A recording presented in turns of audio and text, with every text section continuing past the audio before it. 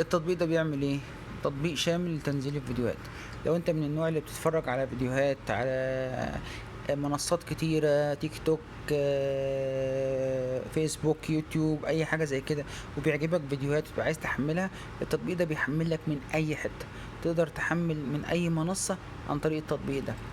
طبعا التطبيق مليان اعلانات عشان برضه يبقى الكلام واضح، بس التطبيق ده سهل جدا ان هو يحمل لك زي ما انت عايز. قصص بقى، ستوري، مش عارف، حالات واتس، اي حاجة انت عايز تحملها هتدوس عليها عن طريق التطبيق ده هيحمل لك اللي انت عايزه كله. طبعا بقى تقدر تاخد الفيديوهات ديت تجمعها، تدمجها، تعمل اللي انت عايزه زي ما انت عايز. تقدر تستخدمه في حاجات كتيرة جدا.